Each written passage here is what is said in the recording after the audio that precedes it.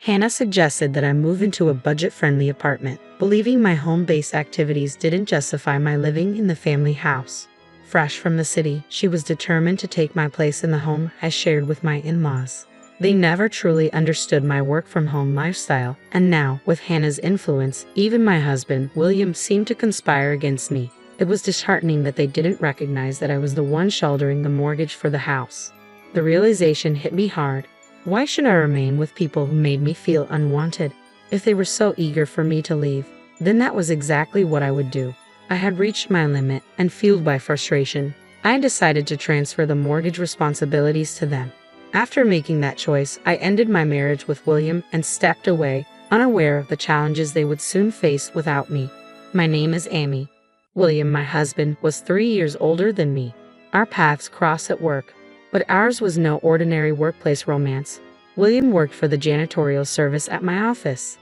Life had dealt me a harsh blow when I lost both my parents in quick succession. My father fell ill and was given only 5 months to live.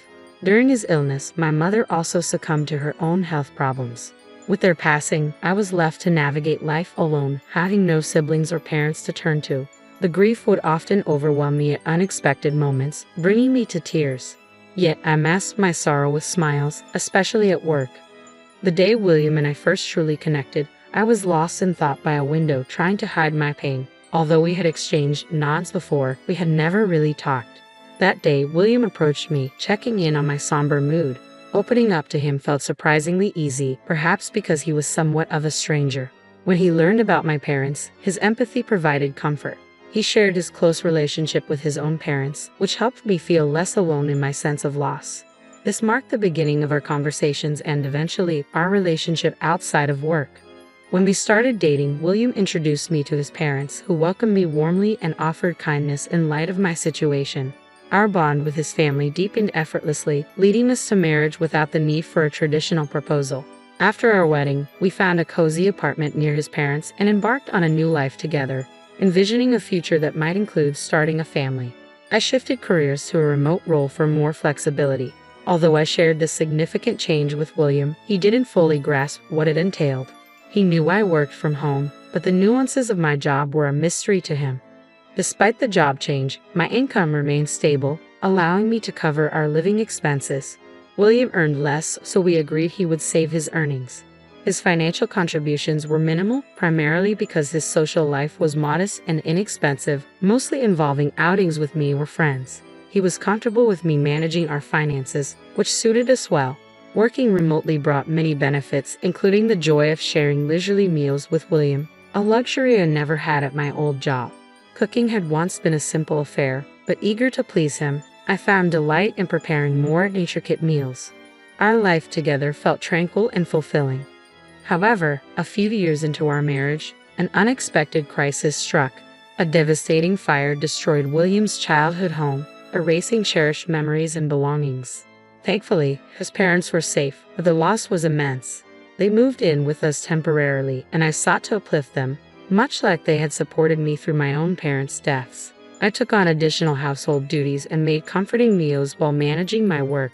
Despite our best efforts to make them feel at home, William's parents were acutely aware of the dependence on us and expressed concerns about overstaying their welcome. They clearly longed for their independence, which led William and me to a significant decision. We would build a new home to accommodate all of us. Although we had never explicitly discussed this before, it felt right given our circumstances.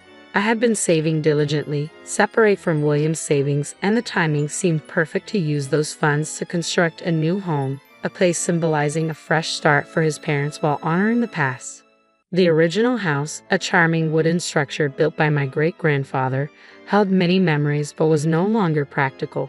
Our decision to build a new house was met with joy and gratitude from William's parents, marking the beginning of an exciting new chapter for all of us. This collaborative effort was a testament to our family's resilience in the face of adversity. As William's parents aged, their health concerns grew, leading to numerous special requests for the new house we planned to build. Eager to ensure their comfort, William proposed several additional features, which of course drove the cost significantly higher than we had initially planned. Despite the escalating expenses, we were determined to make it work. I embraced the enhancements for our new home, believing in the long-term benefits they would bring. Around this time, I began to notice a shift in dynamics between William and his parents, Samantha and Tyler. He started to assert himself as the primary force behind the house's construction, and they frequently expressed their gratitude to him while overlooking my financial contributions entirely. Despite the mortgage and ownership documents being in my name and the down payment coming from my savings, it seemed William hadn't shared these details with them. His constant claims led his parents to pressure me into showing gratitude for something I felt I had rightfully contributed to. My contributions weren't about seeking acknowledgement from William, Samantha, or Tyler. I contributed more financially simply because I was able to, not out of a desire for thanks. However, William's failure to correct his parents' misconceptions, combined with his jokes about my supposed indebtedness to him, left me feeling deeply frustrated. I didn't demand he disclose the full extent of my contributions, but I hoped he would at least stop diminishing my role. Instead, he seemed emboldened by the house construction project, and to my dismay, I discovered he was spreading falsehoods about his employment, falsely claiming the connection to the prestigious company I was associated with. While he did have business interactions with them, the way he presented it was misleading. This pattern of dishonesty and inflated self-importance eroded my trust in him, making interactions with his parents increasingly uncomfortable as they seemed to favor him unconditionally. I had hoped moving into our new home would alleviate these tensions, but the opposite happened. Once we settled in, the underlying issues intensified. William and his parents failed to understand the legitimacy of my remote work, misinterpreting my home-based job as leisure. Complaints about my supposed idleness became more frequent, accompanied by insinuations that I should contribute more despite my financial support and ongoing work commitments. Their attitudes drove me to seek refuge outside our home, opting to work from a cafe just to escape the constant snide remarks. This change in my work environment was a direct response to the growing discomfort and misunderstanding within my own home, highlighting the deepening divide between us. I continually urged William to address his parents' misconceptions about my work. While he might not fully grasp the nature of my job, it was my income that sustained our household, including his parents. All I wanted was for him to communicate this simple truth to them. However, William dismissed my concerns, suggesting I ignore their comments.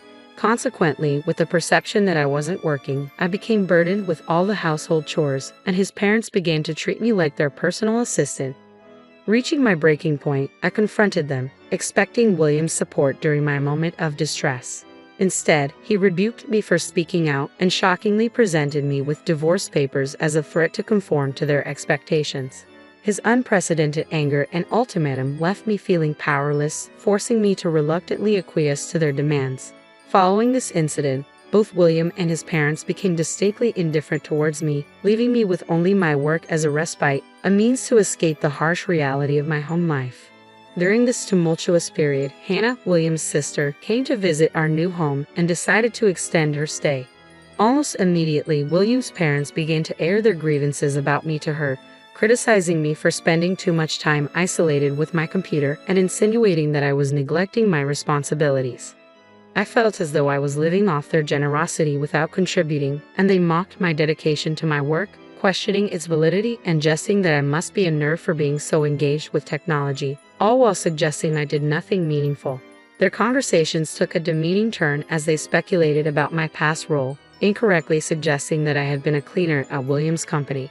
This speculation was fueled by Williams' deceitful claims about his employment, creating an inverted narrative where he was positioned as a high-ranking employee while I was cast as a menial worker. This fabricated reality left me isolated and discredited. When Hannah announced her decision to move in permanently after quitting her job in the apparel industry, citing a desire for change and the allure of starting a business from our new, more luxurious home, my situation worsened. Her decision was met with enthusiasm from William and his parents, further marginalizing me in my own home. I found myself relegated to eating alone, preparing meals for a family that no longer included me at their table, all while juggling my work responsibilities. This arrangement persisted until Hannah's departure date, when she unexpectedly declared her intention to stay indefinitely, finding the house comfortable and seizing the opportunity to reset her career. Her announcement was celebrated by William's parents and William himself, who took pride in the praise for the house, solidifying my position as an outsider within my own home. Despite Hannah's recent decision to stay with us permanently, there was no specific room allocated for her. Until her announcement, she had been occupying the guest room, but her new permanent status required a more permanent solution, and our house lacked additional space. After spending 2 weeks with us, Hannah boldly stated her expectation for me to vacate. "I'll live here, so you should leave," she declared confidently, suggesting that my home-based lifestyle didn't merit a place in such a desirable home. She insinuated that I should find a less expensive living arrangement elsewhere. Samantha, aligning with Hannah, dismissed my attempts to explain the validity of my work, leaving me defenseless against their baseless judgments. The assertion that I was unproductive simply because I worked from home was a tactic used to pressure me unfairly. Frustration mounted within me as William passively observed the unfolding drama, neither defending the truth nor correcting the misconceptions. Up to this point, I had remained silent, mindful of William's feelings, but the situation compelled me to assert the truth openly. I confronted Samantha, Tyler, and Hannah, making it clear that the house was registered in my name, the mortgage payments were my responsibility, and the initial down payment had come from my savings, without any financial contribution from William. William's reaction was one of panic, quickly turning into defensive aggression as he attempted to further discredit me, desperately clinging to the facade he had built. His parents and Hannah stood by him, labeling me the liar. It became clear to me that leaving this toxic environment might be the only way to preserve my sanity, especially since they erroneously believed William could handle the financial burden of the household. Determined to extricate myself from this untenable situation, I reconsidered the divorce papers that William had once brandished as a threat. The prospect of transferring the house title to him initially seemed to please him, as he likely envisioned gaining full ownership without grasping the responsibilities that came with it. However, when it came time to change the mortgage into his name, William's true aversion to the complexities of the process became apparent. He naively thought it would be as simple as signing his name, unaware of the legal and financial implications involved. Reluctantly, I accompanied the oblivious William to the bank and to a legal advisor for the necessary consultations. Throughout the meeting, William was fixated on his smartphone, showing little interest until it was time to sign the documents. Eagerly, he asked if this would officially transfer the house into his name. Upon my confirmation, he signed with enthusiasm, completely oblivious to the realities of his new obligations. Once the legal procedures were finalized, the house, along with its mortgage responsibilities, would indeed be transferred to him. I had painstakingly explained the situation multiple times, yet I knew it would only be the full weight of his new role as the sole proprietor that would reveal the true extent of his misconceptions and the financial obligations he had underestimated. I couldn't help but marvel at William's reaction. Even after the transfer of the house and mortgage into his name, he jubilantly shared the news with Samantha, Hannah, and Tyler, still basking in the glow of his perceived success. It baffled me how they could continue to entertain the notion that William was employed by a prestigious company while viewing me as jobless. Watching this unfold filled me with disbelief and a sense of liberation, knowing my next steps were clear. Following the transfer, William planned a trip to celebrate the divorce, instructing me to vacate the house during their absence. They embarked on a lavish trip abroad, expecting me to disappear quietly. Instead, I took decisive action during those 12 days. I sold all the furniture and appliances I had brought into our shared home, packing my personal items as I finalized the sale of a luxurious condo on the top floor of a high-rise building, a place that felt like it had been waiting for me, priced at around $8 million. The timing felt serendipitous, and I seized the opportunity to make it mine. The 3 years spent in turmoil with William's family had taken their toll, but the prospect of starting anew in my condo filled me with excitement. Unbeknownst to them, I had a substantial inheritance from my parents that I had wisely invested over the years, significantly increasing my wealth. I had once dreamed of sharing this fortune with William and retiring early together, but I kept this secret, a decision I now regarded as fortuitous. Their disregard for financial prudence had taught me a painful lesson, reinforcing my choice to keep my assets hidden. Moving to the condo allowed me to design a living space that truly reflected my tastes, free from the influence and criticism of William and his family. This new home became my sanctuary, where I could work in peace, surrounded by cherished objects and memories with no one to undermine my lifestyle. I look forward to exploring new hobbies like joining a cooking class or yoga studio and embracing a tranquil life. Then, unexpectedly, I received a call from William upon his return. His voice was filled with shock and indignation as he discovered the absence of the furniture and appliances. He demanded their return, failing to understand that every item had been purchased with my money, thus it was my right to sell or move them as I pleased. I felt no obligation to leave behind any part of my life with them, wanting to sever all ties to a household that had brought me so much distress. In my new condo, I was truly free, ready to enjoy a life of peace and fulfillment far removed from the turmoil of the past. When I informed William that the items were already sold, he persisted, demanding I repurchase them. I countered by suggesting that someone with a job at a major corporation like him should have no trouble buying new ones. With that, I ended the call and ignored his subsequent attempts to contact me. 2 months after William and his family returned from their celebratory trip abroad, I had fully embraced my new life, forming friendships with my neighbors and enjoying various activities such as cooking classes recommended by a friend living just below my condo. One day, as I returned from a class, William called again, curious yet cautious. I answered, wondering if there was a lingering issue with the paperwork. His voice was filled with panic and confusion, echoing the chaos of their return. He was upset over discovering the monthly loan repayment amount of $6,100 and questioned why the loan hadn't been settled. He seemed completely unaware of the financial responsibilities that now lay with him, despite the bank's thorough explanation, which he had clearly ignored. His disbelief that the mortgage wasn't paid off revealed just how little attention he had paid during the transfer process. I vividly recalled sitting beside him, observing his disinterest, and now he was frantically seeking a way out of his new obligations. But it was too late. He had already signed the mortgage over to his name. William's realization that he was solely responsible for the loan repayments marked a turning point. His assumption that I would be struggling after the divorce was utterly baseless. I had managed our finances throughout our marriage, ensuring a comfortable life for both of us. Reflecting on the past 5 months, I pondered William's lifestyle with his family, likely living beyond their means under Hannah's influence until the reality of the mortgage finally hit them.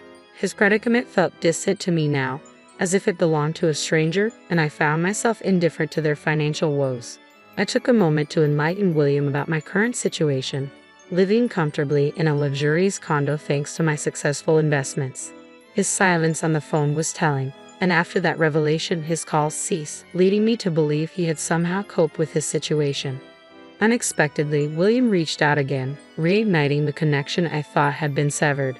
Despite our history, I felt a sense of detachment as our lives had diverged significantly since the divorce. My focus remained on my newfound independence and tranquility, far removed from the complexities of my previous life with him and his family. When William called this time, I wondered what urgent matter had prompted his reach. It turned out to be a crisis. Their house was in the process of being seized. In the background, I could hear the anxious voices of his family, Samantha, Tyler, and Hannah, each filled with desperation. William, panic evident in his voice, pleaded for my help. An enforcement officer was at their doorstep, explaining that the house was set for auction and they were on the verge of eviction. I was genuinely surprised when I inquired about any warning letters, suggesting they hadn't received any. Upon further questioning, he sheepishly admitted that such letters might have been intentionally overlooked, opened without any action taken. Each family member seemed to assume that someone else was managing the loan repayments. As the reality of their situation sank in, foreclosure looming, and the full loan amount demanded immediately, I couldn't help expressing my frustration at William's apparent hopelessness. I suggested pooling their savings as a potential solution, only to be met with the bleak reality that such an option was off the table. Samantha and Tyler had depleted their savings on lavish travels, banking on their son's future support, while Hannah hadn't left her job by choice. She'd been fired for embezzling funds, a far cry from the successful city life she claimed to lead. The financial facade they maintained crumbled, revealing a dire situation. William had exhausted his savings, living under the pretense of a lucrative job while his family indulged in extravagance, all under the false assumption that their financial stability was secure. The accumulation of these poor decisions led to the inevitable seizure of their home. In the midst of this chaos, William made a desperate proposition for all of us to live together in my luxury condo, as if our divorce hadn't severed our legal and emotional ties. My response was firm and unequivocal. I refused. Our divorce marked the end of our shared paths, and my new life in the condo was a sanctuary built for my independence and success, far removed from the turmoil and deceit that had characterized our marriage. As the saga unfolded, my resolve hardened, especially after hearing my ex-in-laws, Samantha, Tyler, and Hannah, hurling insults at me in the background of the call. They called me heartless, a scammer, and a thief, only solidifying my decision to cut ties with them. Their bitterness and blame were a direct consequence of their own choices, showing no signs of self-reflection or remorse. Eventually, their argument spiraled inward, turning into a cacophony of blame among themselves. At that moment, I chose to sever all ties, quietly ending the call and ensuring no further contact by blocking William's number. A few days later, a newspaper headline caught my eye, detailing a father-son altercation that escalated to police intervention, immediately raising suspicions about William and his family. Confirmation came through a mutual acquaintance, revealing the dispute did indeed involve them and stemmed from tensions that boiled over after my last conversation with William. The altercation led to their arrest and minor injuries for all involved, along with a police warning. This incident not only bruised their physical well-being but also tarnished William's professional reputation, as rumors of the fight spread through his workplace, leaving him in a precarious position. Following the fight, the house was sold and the family relocated to a dilapidated apartment, a stark contrast to their previous living conditions. Their new life was marred by infestations and neighborly complaints, marking a significant downgrade. Hannah's history of embezzlement further complicated their attempts to stabilize, making it nearly impossible for her to secure employment. Thus, the family's financial burden fell solely on William, who, despite his efforts to locate me, found his inquiries fruitless thanks to the discretion of our mutual friends and the vigilance of my condo's concierge service. This chapter of my life, filled with turmoil and strife, felt conclusively closed as I embraced my new existence in the luxury condo. Far removed from the chaos, my days were now filled with hobbies, work, and the peaceful solitude of single life. The decision to move forward, unencumbered by the past or thoughts of marriage, was not just a choice but a declaration of my newfound independence and contentment.